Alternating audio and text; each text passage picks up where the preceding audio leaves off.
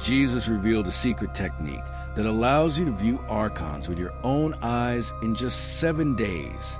The Catholic Church withdrew it from all recognized Bibles. Tonight, you're learning it. But first, you must understand why they dread this more than any other prayer, ritual, or spiritual exercise you could possibly undertake. The Gospel of Mary Magdalene, one of the writings discovered at Nag Hammadi and sought to destroy by church authorities, has a scenario that explains all.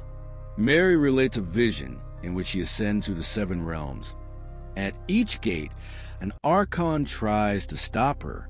One of the disciples questions her, "How did you see them? How did you know they were there?" Mary responds with something that the church could not accept in canonical text. Jesus taught us to open our eyes and see beyond sight, not spiritual vision or mystical perception, but literal seeing with the physical eyes, because seeing them in corporeal form eliminates their principal means of assault. The Archon's biggest advantage is not their might, but their invisibility. They work at frequencies that most people cannot sense, allowing them to attach to your energy field, influence your thoughts, and alter your emotions while you are unaware of their presence.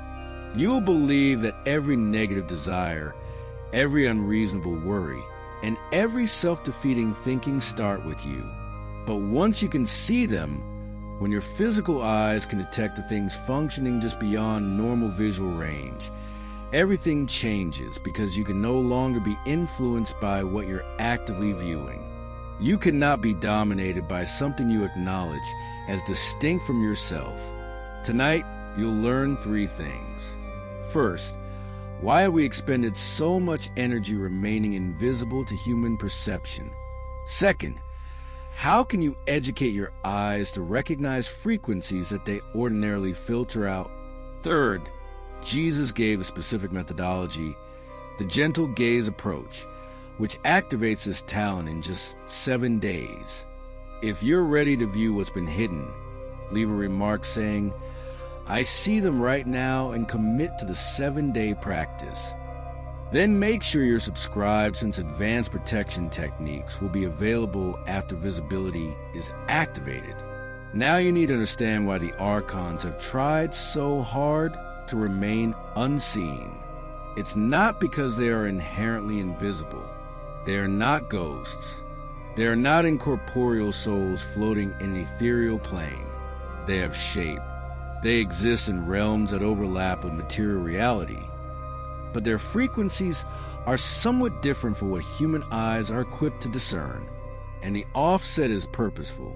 It is part of the control system. When the demiurge created the human body, he built the eyes of view just a little portion of what is truly there. Visible light is the electromagnetic spectrum between 380 and 700 nanometers. That is it. However, reality continues to exist outside of that spectrum. Infrared is here, ultraviolet is here, and the Archons exist at frequencies close to what your eyes can perceive. They are close enough to interact with you, yet far enough away that you cannot see them doing so. Consider how much simpler it is to dominate someone who cannot see you. You may stand behind them and speak words into their minds, and they will believe they came from them. You can elicit emotions in their sphere, and they will interpret those emotions as their normal reaction to circumstances. You may link energy cables to their bodies and drain them, leaving them feeling oddly weary and unable to explain why. Invisibility is more than simply a benefit for the Archons. It is the cornerstone of the entire harvesting system. But here's what the Gnostics found, which the Church strove to conceal. The human sight is more flexible than the demiurge expected. Yes, it was built to perceive a limited range of frequencies, but it can be educated. The mechanism is already established in your physiology. You do not need new eyes. You need to awaken the ability that your existing eyes have, but it has been suppressed from birth. Because if every human could see Archons, the entire control mechanism would collapse instantly. You cannot feed on someone who is watching you feed.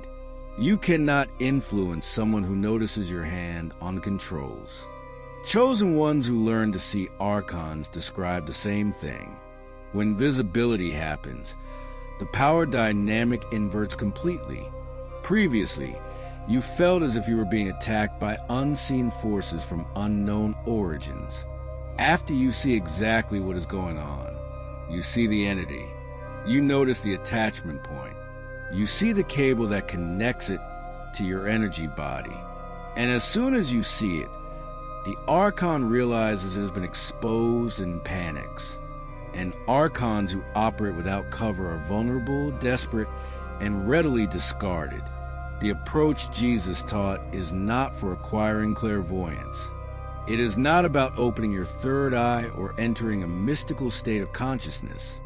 It is about broadening the scope of what your physical eyes can sense. And the technique is simpler than most people realize, which is why the church had to repress it so harshly. If this had been more complicated, requiring years of monastery instruction or remarkable spiritual powers, they could have left it as an esoteric practice reserved for mystics. But it's not complicated. Most selected ones activate this power within the first 7 days of proper practice. And once activated, it does not deactivate. You cannot unsee what you've learned to see. Your eyes get more than simply light.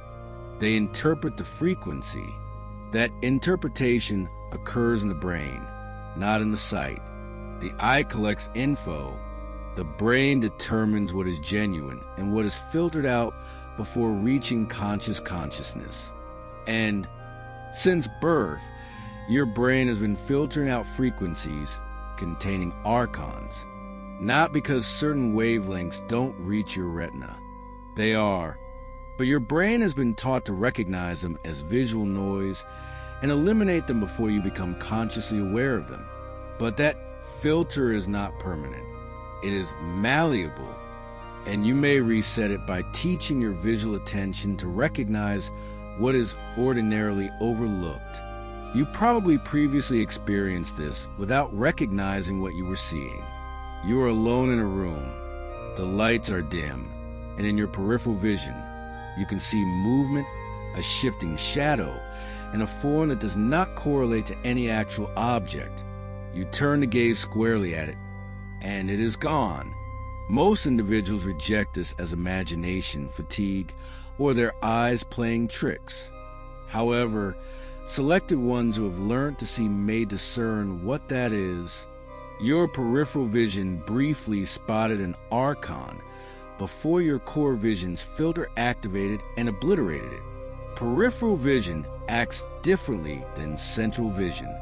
Central vision is crisp, focused, and ideal for detail and reading. Peripheral vision is tuned to detect movement and tiny changes in the environment. Additionally, peripheral vision has a somewhat larger frequency range than central vision. That is why you see objects in the corner of your eye, but they vanish when you look squarely. Your peripheral vision detected something that your center vision's filter will not allow through.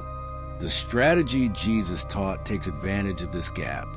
You are not seeking to view Archons through direct concentration. You are teaching your peripheral awareness to hang on to what it detects long enough for your conscious mind to notice it. And once your brain learns that what has been filtering out is constant, not random, not imagined, but true existence, the filter begins to relax. And then you begin to see them not just in peripheral flashes, but in continuous experience with your eyes completely open throughout regular waking consciousness. Here's the procedure. It's termed a gentle stare. Every mystery tradition that trained pupils to see non-physical things employed some variation of it. You are going to practice this tonight. Within 3 to 7 days, you will see your first Archon. Not sensed, not felt. See it with your own eyes. Find a place where you can sit comfortably in dim light. Not darkness, just low illumination, dim enough to give shadows depth. yet light enough to make tangible things visible. The reason for this is that Archons are more evident when there is contrast. Pure darkness provides much too much cover. A bright light pushes them to flee, but in low light and shadows, they work most openly since they believe you can't see them. Sit facing a wall or an open area, not a screen or anything with details that will draw your attention. You want a visual field that is neutral, then you soften your stare. This is crucial. When most individuals strive to perceive something, their attention becomes more intense. They restrict their focus. They strive to focus precisely on what they're looking for. That is completely incorrect. You're doing the reverse. You're extending your gaze, relaxing your eye muscles, and allowing your vision to drift slightly out of focus, so you don't stare at anything in particular. You just view the entire field at once. This will be unpleasant at first, since you are not used to viewing things this way. Your eyes desire to focus. Your brain seeks a goal, yet you maintain a soft, relaxed, and responsive gaze rather than seeking. You are also paying attention to your peripheral awareness while maintaining that gentle look, not moving your eyes towards it, but simply noticing what's there on the borders of your view, while your inner vision remains fuzzy and unfocused. Within the first few minutes, you'll notice stuff you'd ordinarily overlook. Tiny motions in the air, shifting shadows when nothing is moving, and forms that do not correlate to any item in the room. Most people's first reaction is to stare straight at the shapes, and as soon as they do, the forms disappear. That is the filter activating. Your center vision's programming continues to delete what peripheral vision detected, so you do not look immediately. You preserve a gentle glance. You recognize a movement in your peripheral awareness, but you do not pursue it with intent. You merely maintain a gentle glance and enable your brain to gradually comprehend that what you see in the peripheral is not going away. It is consistent. It is present. And after 7 to 10 minutes of practice, your brain begins to accept more of what your peripheral vision detects into conscious consciousness. The filter starts to relax, and you'll see your first one. It will not appear as you anticipate. Archons are not shown as solid three-dimensional entities with distinct edges. They appear as semi-transparent distortions in the air, similar to heat waves rising off heated pavement, or shimmer with a hazy form but no distinct boundaries. Some selected ones describe them as deep shadows, as if darkness had turned three-dimensional. Others describe them as black smoke that travels with deliberate intent. Others are vaguely humanoid beings that appear to be made of static or visible disturbance. What you see will be determined by the sort of archon you are sensing and the degree to which it is expressing at the time. The first time you see one clearly, you'll wonder if you're seeing it or imagining it. Doubt is typical. Your reasonable mind will not accept what your eyes are presenting you. But here's how you'll know it's authentic. It will capture your attention. When you see it clearly, it will either move towards you to increase its effect or away from you because it realizes it has been seen. That movement, that reaction to your consciousness, is what indicates you're not dreaming things. Imagination does not respond to being watched. Actual beings do. Once your eyes learn to identify archons, you'll begin to notice them in unexpected locations. You'll instantly realize how frequent they are. They are not uncommon phenomena, limited to haunted places or spiritual emergencies. They are everywhere. Most people carry at least one archon with them at all times. And in some locations, such as churches, government buildings, and hospitals, where emotional density is strong, you'll notice scores of them gathered together, feeding on the communal energy. The first place most selected ones notice them is at home. You'll be seated in your living room, practicing the gentle stare when you notice movement in the corner. You'll keep a soft focus and observe it as a black form floating near the ceiling or squashed into a corner while watching. It seldom attacks directly.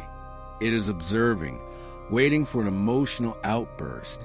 Fear, rage, passion, and despair are all things it may feed on. And the instant you develop that emotion, it draws closer. You will see it approaching. You'll see it place itself toward your head or chest. You'll feel the energy depletion in real time. But here's why visibility is so powerful. When you notice it, when you understand what it's doing, the feeding stops functioning because you're no longer unconsciously creating the feeling. You're aware of it. You are observing it. And conscious emotion does not fuel Archons in the same way that unconscious emotions do. They need you to be unaware. They want you to believe the emotion is all yours, caused by your surroundings. The emotional state changes as soon as you detect that an entity is seeking to extract that feeling. It becomes information rather than nourishment. You will also see them linked to other persons. This is more hard to see because you'll discover how many individuals you meet with on a daily basis are deliberately influenced and are completely unaware of it. You'll be speaking with someone and notice an Archon sitting on their shoulder or wrapped around their head like a black crown. When they say anything nasty, illogical, or self-destructive, you will notice the Archon pulse with energy. You will see it tighten its grasp, and you'll instantly see that the concept did not originate with them. It was inserted. Some selected ones claim to have seen Archons in certain spots on a frequent basis. Particular corners of specific rooms, doors, thresholds, and mirrors. These are anchor sites, where the boundary between dimensions is narrow enough for Archons to retain a more steady presence. And once you know where your home's anchor points are, you may clear them with awareness rather than complex ritual. You stare straight into the area, acknowledge what you see, and speak with power. I see you. You have no authority here. Leave. And it usually does. Not because you eliminated it with mysterious spiritual authority, but because you took off its cover. And Archons do not always appear in the same places. They find visibility unpleasant. The more difficult sightings occur when you start seeing them in public places. You'll be in a crowded environment, such as a retail mall, the underground, or a stadium, and you'll notice Archons prowling among the throng like predators. They aren't really attached to anyone. They are scanning for the individual who is transmitting the frequency on which they feed. When they locate their victim, they latch on. You will see it happen. You will see the Archon linked to someone's field. And within seconds, that person's entire manner will shift. They will appear more fatigued, irritated, and detached. That's when the harvest begins. And this is what the selected ones suffer with the most. You cannot warn them. If you approach a stranger and claim to have an entity tied to you, people will assume you are disturbed. So you watch. You bear testimony. And you just do what you can do. You maintain your own visibility practice so that the Archons cannot harm you in the same way that they harm everyone else who is unable to see. Jesus taught the selected ones how to view Archons with physical eyes, not spiritual vision, mystical perception, or true sight, because they dread visibility more than any prayer, protection ritual, or spiritual practice you could possibly engage in. When you can see them, you can't be duped into believing you're imagining the attack. You can't believe it's all in your thoughts. You're witnessing it unfold in real time. Conscious observation completely disrupts the feeding system.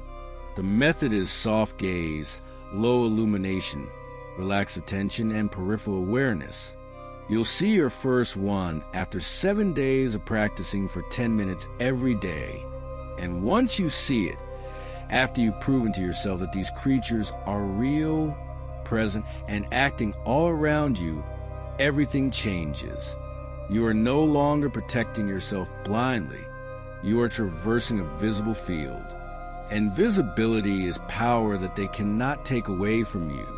If you're practicing Archon visibility tonight, I need you to do 3 tasks right now. First, say I see them, and publicly commit to the 7-day practice. Public commitment improves follow through by 73%. Second, subscribe to this channel and enable notifications, since enhanced viewing tactics and protection mechanisms will be available once this ability is activated. Third, like this video so that other chosen ones might realize what has been hidden from them their entire lives. Do all 3 now. Then, tonight, locate a quiet place, dim the lights, and soften your eyes for 10 minutes to observe what's there. You aren't summoning anything. You are not evoking any danger. You are merely eliminating the filter that has been concealing what has always been there. And once you see them, once you stare straight at an Archon and see how it reacts to being perceived, you'll never doubt that this is real again. They are here, and now you can see.